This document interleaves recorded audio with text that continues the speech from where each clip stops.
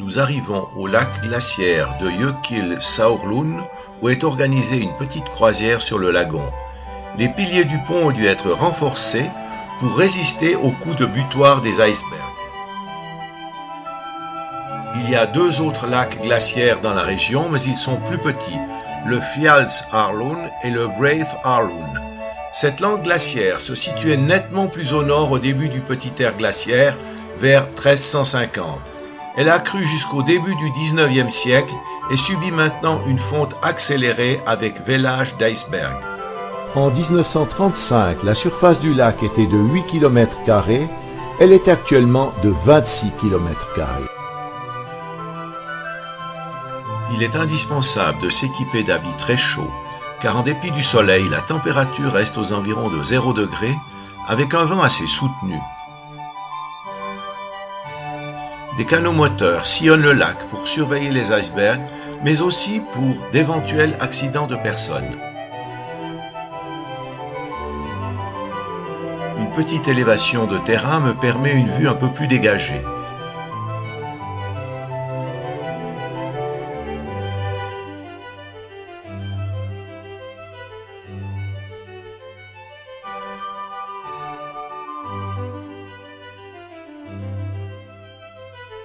J'aperçois en effet le balai des véhicules amphibies qui conduisent les touristes au milieu du lagon.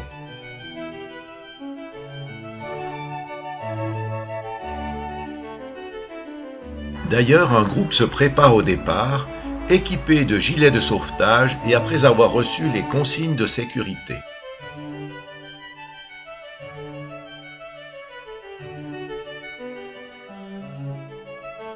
C'est enfin notre tour d'entrer en scène. Chacun a reçu son gilet amincissant, on dirait de vrais bonshommes Michelin. Certains un peu crispés.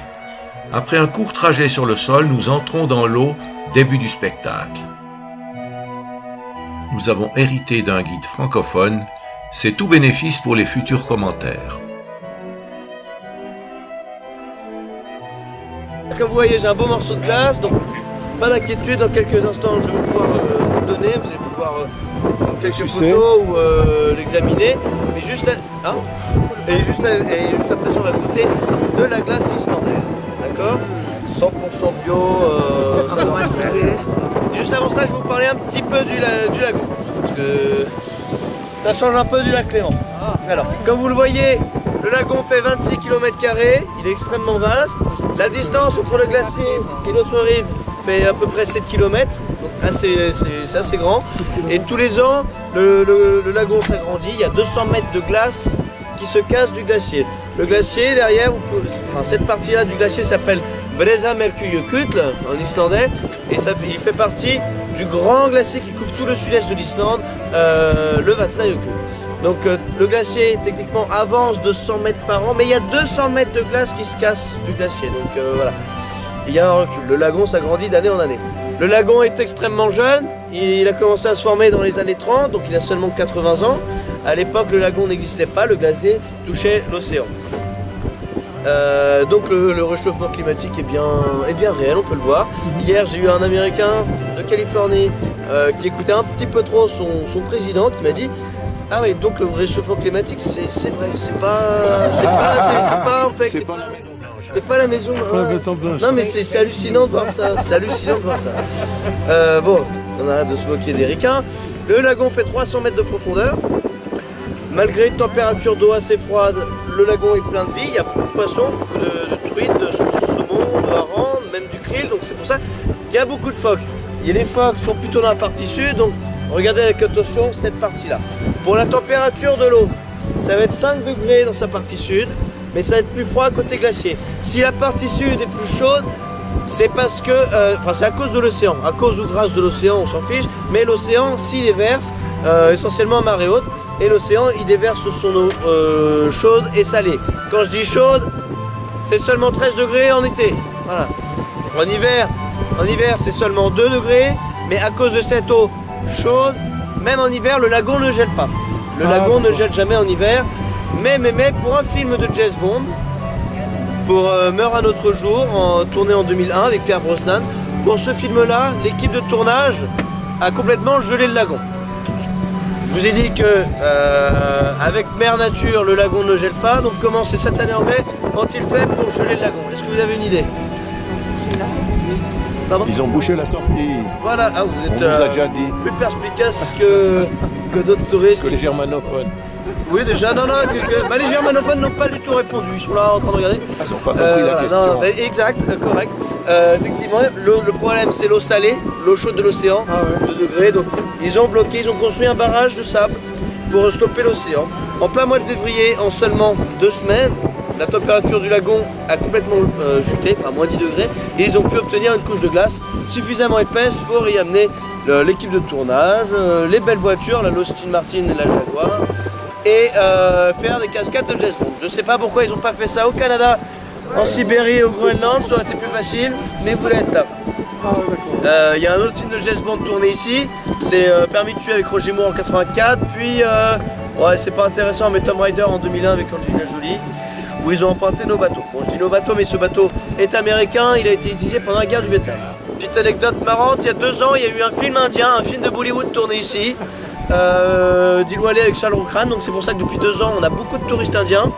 Moi j'ai vu le film, le regardez pas, non, sauf si vous êtes curieux parce que bon, c'est intéressant. Mais dans ce film, on voit les acteurs indiens habillés en tenue d'été, pas suffisamment équipés comme vous, donc tous les touristes indiens viennent en tenue d'été, et dès qu'ils sont sur le bateau, ils se dépellent, ils sont gelés. Et après 10 minutes, parfois, quand il pleut, bah, ils sont frigorifiés, ils demandent de retourner sur la. Bon, est-ce que vous pouvez voir n'importe quel iceberg? Je sais pas, le gros ici ou celui-ci, juste pour voir. Actuellement, enfin, ils sont très grands, mais vous pouvez voir seulement que 10% de leur surface. Les autres 90% d'un iceberg sont sous l'eau. On ne sait jamais quand un iceberg va s'effondrer, va se retourner, donc c'est pour ça qu'on ne va pas approcher trop près d'eux. Ce serait trop dangereux, on va peut-être pas faire un remake de Titanic maintenant. Je vous ai dit, l'eau est très froide. On a sauté dans le lagon il y a quelques jours pour un entraînement pour vous sauver si jamais, un stage de sauvetage. Donc on a sauté, elle est très froide. Donc voilà, je préfère ne pas recommencer, donc on va tenir nos distances, s'il vous plaît. Voilà. Sous les eaux, les icebergs sont parfaitement clairs et transparents, comme le morceau de glace que je tiens. Si c'est clair et transparent comme ceci, c'est parce que l'eau a parfaitement poli sa surface, la surface de ce morceau de glace. Si jamais vous voyez la partie supérieure d'un iceberg clair et transparente, cela signifie que cet iceberg vient tout juste de se retourner. Voilà, et donc il est toujours poli. La couleur blanche, c'est comme la neige en fait. C'est à cause du soleil. Le soleil va, comme ce marteau, en fait, ternir la surface de la glace qui va apparaître blanche, comme la neige. Vous avez l'habitude en Suisse. Pour la couleur bleue, c'est pour expliquer ça simplement, c'est une illusion d'optique. C'est une sorte d'illusion d'optique. La glace ou l'eau peuvent absorber toutes les couleurs de l'arc-en-ciel sauf le bleu qui sera réfléchi. Ne me demandez pas pourquoi c'est comme ça. Ce qu'on a besoin pour la couleur bleue, c'est un gros morceau de glace clair et transparent. Celui-ci étant trop petit, la lumière peut simplement le traverser. Mais ce n'est pas le cas pour des plus gros morceaux d'iceberg. Voilà. Quand un iceberg fait une rotation, enfin pivote totalement, la partie sous l'eau, parce qu'elle est polie encore, parce qu'elle est très grosse, vous aurez une couleur magnifique, une couleur bleue, comme vos manteaux à vous deux en fait. Et en fait, il y a un dégradé de couleur. Après plusieurs jours, un iceberg bleu va devenir blanc. Donc le dégradé de couleur, vous pouvez voir en fait depuis combien de temps il est là, il a retourné. Voilà. Maintenant pour la couleur noire, c'est principalement de la moraine, c'est du sable ou de la pierre qui ont été charriés par le glacier, alors que celui-ci avançait dans la montagne. Mais ça peut aussi être quelquefois de la cendre volcanique provenant de différentes éruptions à travers les âges. Pour un gros iceberg comme celui-ci derrière vous, ça peut prendre entre plusieurs mois et 1 an ou 2 ans, 3 ans. Donc les icebergs tous les jours changent. Tous les matins il y a un spectacle différent. Même du matin jusqu'au soir, tout change. Donc là maintenant on va goûter de la glace de plus de 1000 ans. D'accord, si ça vous dit? Ah, c'est équilibré. La partie qui était sous l'eau est polie. Et il est en train de basculer. La partie sous l'eau. Voilà.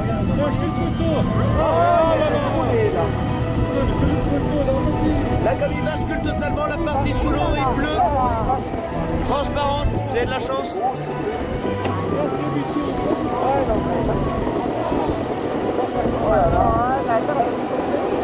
Aïe, aïe, aïe.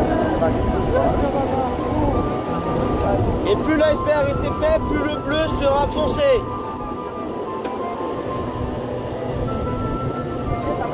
Ouais.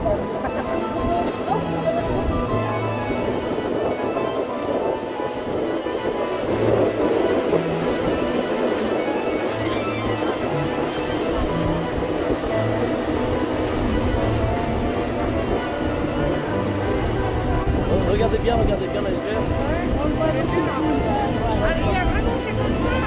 Il y a une partie qui s'est effondrée, donc tout le rapport à 190% a été perturbé.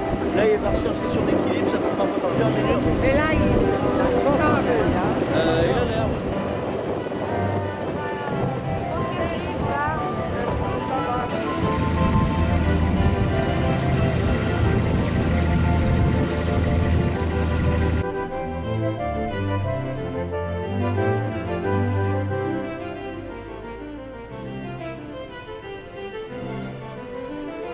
là,